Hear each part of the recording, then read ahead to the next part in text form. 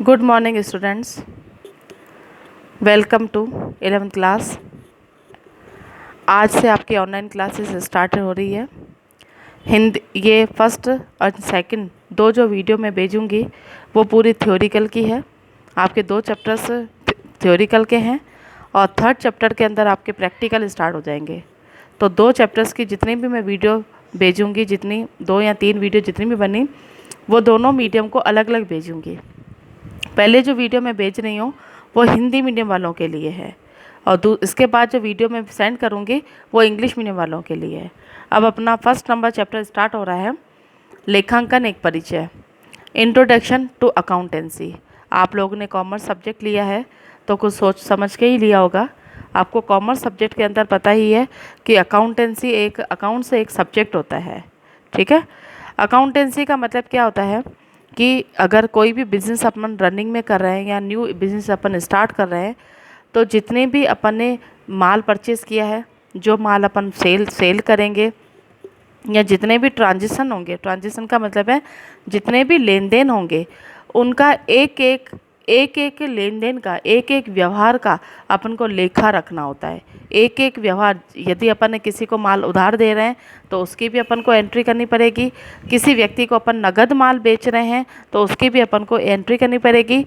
अगर अपन किसी भी एम्प्लॉय को सैलरी दे रहे हैं या किसी मज़दूर को अपन मजदूरी दे रहे हैं, वेजेस दे रहे हैं, तो उसकी भी अपन को एंट्री करनी पड़ेगी। जैसे घर के अंदर भी अपन अकाउंट्स मेंटेन तो नहीं करते हैं, लेकिन अपन बजट बना कर ही चलते हैं। घर के अंदर जैसे अपन राशन पानी का खर्च, राशन पानी के ऊपर अपन पैसा खर्च करते हैं, मनोरंजन के ऊपर करते हैं, बच्चों की फ़ीस मन शिक्षा के ऊपर अपन खर्चा करते हैं, डिस्क वगैरह टीवी वगैरह जो अपनी लगी हुई है उनके ऊपर अगर अपन खर्चा करते हैं, या अपन प्रीमियम वगैरह एलआईसी वगैरह प्रीमियम चुकाते हैं, तो जो घर के खर्चे होते हैं अगर उनको अपन एक रफ कॉपी में अगर लिखते हैं तो वो भी एक पार्ट अकाउंट्स का ही कहलाता है। अकाउंट्स का इसका मतलब है कि घर के अंदर जो भी अपन मौद्रिक लेन देन करते हैं, मौद्रिक माने पैसे संबंधी जो मौद्रिक लेन देन करते हैं, या बिजनेस के अंदर जितने भी लेन देन होते हैं मौद्रिक संबंधी, वित्तीय संबंधी, उनको लिखना, वर्गीकरण करना, संग्रहण करना और उनकी रिपोर्ट तैयार करना, सारांश माने समरी तैयार करना ही अपन लेखा शास्त्र के अंदर पढ़ते हैं। लेखा शास्त्र का मेन मतलब क्या होता है? लेखा प्लस शास्त्र। लेखा का मतलब होता है लिखना, एक एक ट्रांजिशन को, एक एक व्यवहार को लिखना, और शास्त्र का मतलब है कि जिस बुक के अंदर जो बुक्स अपन तैयार करेंगे, जैसे परचेज बुक है, सेल्स बुक है, सेल्स रिटर्न बुक आएगी, परचेज बुक आएगी, किसी पर्सनल व्यक्ति की बुक है, जैसे राम का अकाउंट बनाएंगे, श्याम का अकाउंट बनाएंगे, तो इन अकाउंट्स के अंदर एक एक एंट्री को लिखना ही लेखा शास्त्र कहलाता है।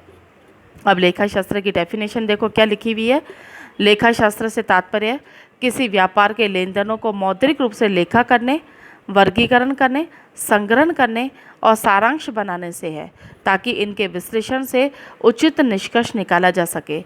अपना जो लेखा शास्त्र के अंदर या कोई भी बिजनेसमैन है, एक पूरे साल का पर्टिकुलर एक 1 ईयर का फाइनेंशियल स्टेटमेंट तैयार करता है। जैसे 1 मार्च से अपन को पता है कि गवर्नमेंट का जो वित्तीय वर्ष स्टार्ट होता है वो 1 मार्च से स्टार्ट होता है। 1 मार्च से स्टार्ट होकर और 1 अप्रैल से स्टार्ट होता है। सॉरी, मैं वापस बोल रही हूँ। जो गवर्नमेंट का वित्तीय वर्ष है वो 1 अप्रैल से स्टार्ट होता है और 31 मार्च को एंड होता है। अगर गवर्नमेंट किसी भी तरह का कोई बजट बनाती है या कोई भी प्लानिंग वगैरह तैयार करती है तो वो 1 अप्रैल से स्टार्ट होती है और 31 मार्च, जैसे अभी अपन लिख रहे हैं ईयर 2017, और ख़त्म अपना कब होगा? 2018 में।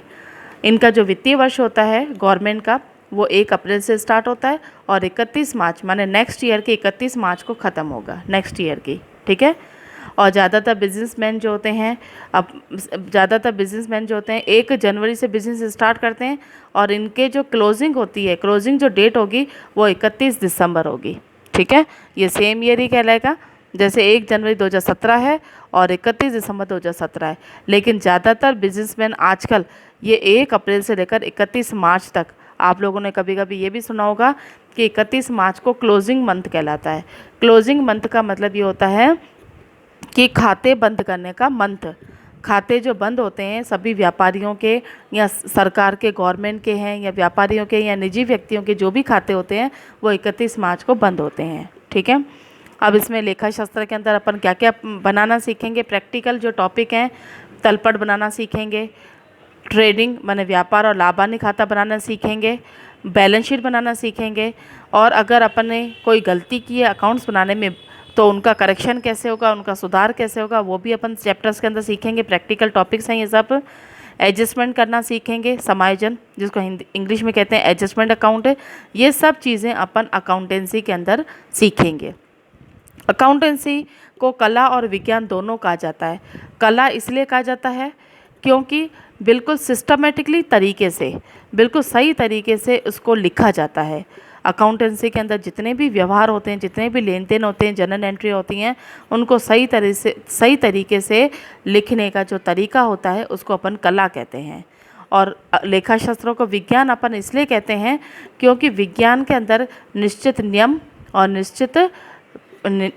और नीतियाँ या निश्चित सिद्धांत के अनुसार ही कार्य करना पड़ता है, इसलिए उसको अपन विज्ञान कहते हैं। जैसे आप 10th क्लास में साइंस सब्जेक्ट पढ़ चुके हो, तो साइंस सब्जेक्ट के अंदर अपन क्या करते हैं, किसी भी तरह का कोई एक्सपेरिमेंट होता है, कोई भी प्रयोग अपन सीखते हैं। जैसे कमरे के अंदर, इस कमरे के अंदर ऑक्सीजन है, इसको प्रूफ करना है, तो अपन एक उदाहरण लेते, एक एक्सपेरिमेंट करते हैं गिलास वाला। या अपन ये कहते हैं कि मोमबत्ती को जलने में या आग को जलने के लिए ऑक्सीजन की आवश्यकता पड़ती है। आग को जलाने के लिए ऑक्सीजन की आवश्यकता पड़ती है। इसके लिए भी अपन एक्सपेरिमेंट करते हैं, प्रयोग करते हैं मोमबत्ती वाला। तो विज्ञान के अंदर अपन अलग अलग तरह के प्रयोग करते हैं, फिर वैज्ञानिक उनको प्रयोग के द्वारा सिद्ध भी करते हैं और लास्ट में इनके परिणाम भी बताते हैं, कारण भी बताते हैं और परिणाम भी बताते हैं। तो जहाँ पर कारण और परिणाम का पता चलता है और सिद्धांतों का पता चलता है, उसको इसलिए विज्ञान कहते हैं। तो यहाँ लेखा शास्त्र को भी अपन विज्ञान इसलिए कहेंगे क्योंकि लेखा शास्त्र में अपन ने बुक्स तो तैयार कर ली, बुक्स तैयार करने को अच्छी तरह सेट करना सिस्टमेटिकली तरीके से, वो कला कहलाता है। तो विज्ञान के अंदर निश्चित सिद्धांत और नियम होते हैं, तो उसी तरह से अकाउंट्स के अंदर जो बुक्स अपन तैयार करते हैं वो भी निश्चित सिद्धांतों और नियमों के अनुसार तैयार करते हैं। ठीक है। अब इनकी परिभाषा लिखी हुई है। लेखा शास्त्र को अंग्रेजी में अकाउंटेंसी कहते हैं, जिसका अर्थ है हिसाब रखने का तरीका या ढंग, जिसके द्वारा व्यापार या व्यवसाय की प्रत्येक मौद्रिक गतिविधियों, मैं ये बार बार जोर दे रही हूँ आपको, मौद्रिक गतिविधियों को अपन कहते हैं मुद्रा संबंधी, पैसे संबंधी जितनी भी एक्टिविटीज़ होती हैं उनको अपन किताबों के अंदर दर्ज करते हैं, लिखते हैं, जिसको अपन लेखा शास्त्र कहते हैं। लेखा शास्त्र के 2 तत्व होते हैं, एक तो आएगा बुक